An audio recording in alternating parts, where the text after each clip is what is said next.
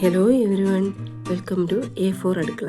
ഇന്നത്തെ ഈസി കുക്കിങ്ങിൽ ഞാൻ തയ്യാറാക്കാൻ പോകുന്നത് കൊഞ്ച് അല്ലെങ്കിൽ ചെമ്മീൻ റോസ്റ്റാണ്.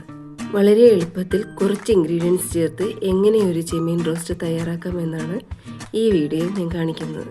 ഇതിനായി 2 ടേബിൾ സ്പൂൺ ചുവന്ന മുളക് പൊടി, 1/2 ടീസ്പൂൺ മഞ്ഞൾപ്പൊടി, 2 ടേബിൾ സ്പൂൺ പെരിഞ്ചീരകം നന്നായിട്ട് അരയ്ക്കണം കേട്ടോ. പൊടി വേണമെങ്കിൽ യൂസ് ചെയ്യാം. ഇതിലേക്ക് 2 സവാള, 2 തക്കാളി, 6 അല്ലി വെളുത്തുള്ളി, ഒരു ചെറിയ കഷ്ണം ഇഞ്ചി, 2 പച്ചമുളക്, കുറച്ച് കറിവേപ്പില എന്നിവയൊക്കെ ആവശ്യമുണ്ട്. ആദ്യം ഒരു പാനിൽ കൊഞ്ച് വേവിക്കാൻ വയ്ക്കാം.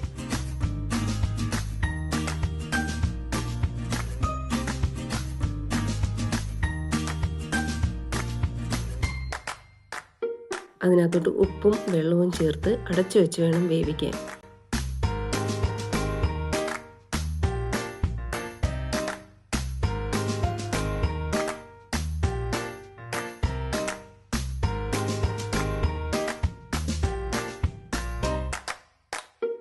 ഒരു മിനിറ്റ് വേവിച്ചതിന് ശേഷം അതിലേക്ക് ഒരു 1/4 ടീസ്പൂൺ മഞ്ഞൾപ്പൊടി, 1.5 ടീസ്പൂൺ ചുവന്ന മുളക് പൊടി, 1 സ്പൂൺ പെരിഞ്ചീരകം എന്നിവ ചേർത്ത് ഇളക്കി വയ്ക്കണം.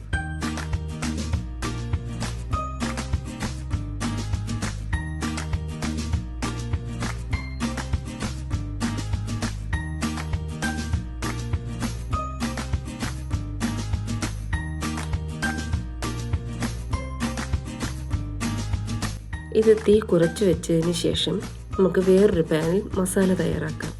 വേറൊരു പാനിൽ എണ്ണ ഒഴിച്ചതിന് ശേഷം സവാള ഇട്ട് ഉപ്പും ചേർത്ത് വഴറ്റുക.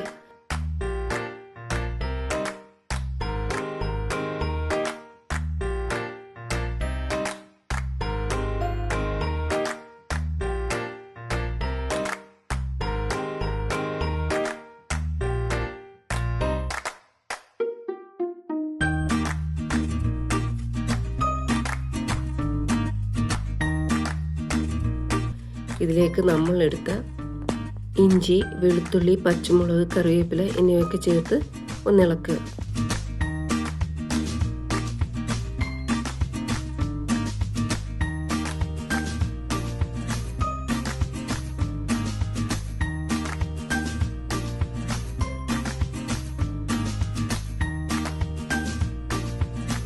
സവാള മൂത്ത് കഴിയുമ്പോൾ തക്കാളി കൂടി ചേർക്കാം.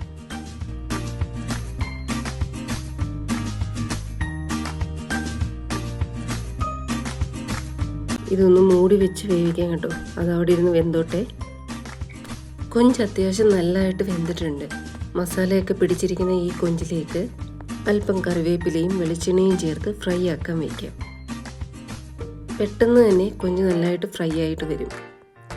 ഈ കൊഞ്ചിൻ്റെ വലിപ്പം കണ്ടോ? അത് നമ്മൾ അടച്ചു വെച്ച് വേവിച്ചതിന് ശേഷം ഫ്രൈ ചെയ്യുന്നതുകൊണ്ടാണ് ചുരുങ്ങിപ്പോകാത്തത്.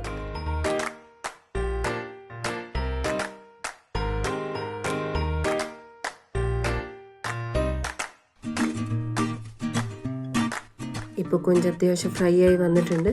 അതവിടെ ഇരിക്കട്ടെ. നമുക്ക് മസാലയിലോട്ട് പോകാം. നമുക്ക് വഴറ്റി വെച്ചിരിക്കുന്ന ഈ സവാളയിലേക്ക് ബാക്കിയുള്ള മുളക് പൊടിയും മഞ്ഞൾപ്പൊടിയും ഒക്കെ ഒന്ന് ചേർക്കാം.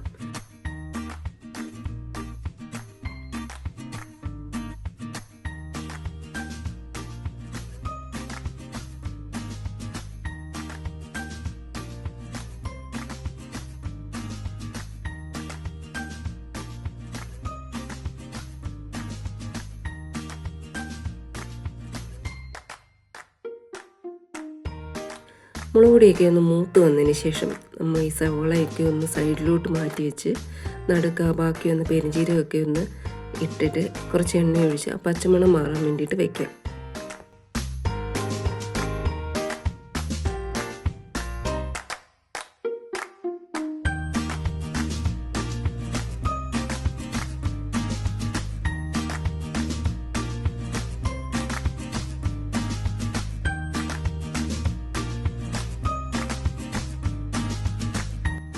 അതിനുശേഷം എല്ലാം കൂടി ഒന്ന് മിക്സ് ചെയ്യാം.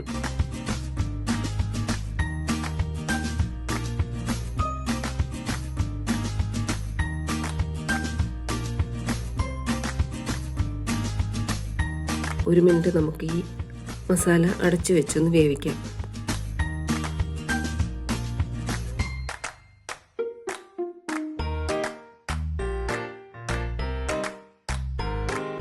കൊഞ്ച് വറുത്ത് വെച്ചിരിക്കുന്ന ഈ പാനിലേക്ക് നമുക്ക് ഈ മസാലകൾ എല്ലാം ഒന്ന് ചേർത്ത് ഇളക്കി വയ്ക്കാം.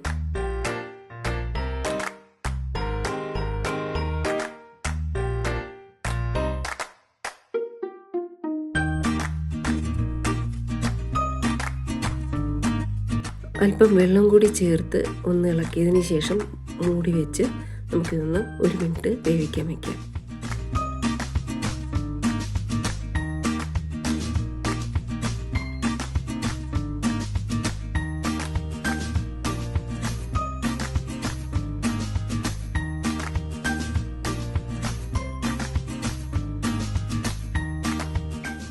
ഒരു മിനിറ്റ് അടച്ചു വെച്ച് വേവിച്ചതിന് ശേഷം അല്പം കറിവേപ്പിലയും ഇട്ട് ഉപ്പെല്ലാം പാകത്തിനാണോ എന്ന് നോക്കി നമുക്ക് തീ ഓഫ് ചെയ്യാം.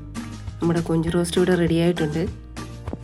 ഇതിനെ ഒരു കറി പോലെ വേണമെങ്കിൽ ആക്കാം. നമുക്ക് കുറച്ച് ചൂടുവെള്ളം ഇതിനകത്തൊഴിച്ച് ചെറുതായിട്ടൊന്ന് വേവിച്ച് കഴിഞ്ഞാൽ ഒരു കൊഞ്ച് കറിയും കൂടെ ആക്കാവുന്നതാണ്. വീഡിയോ ഇഷ്ടമായെങ്കിൽ ലൈക്ക് ചെയ്യാനും ഷെയർ ചെയ്യാനും സബ്സ്ക്രൈബ് ചെയ്യാനും മറക്കരുത് കേട്ടോ.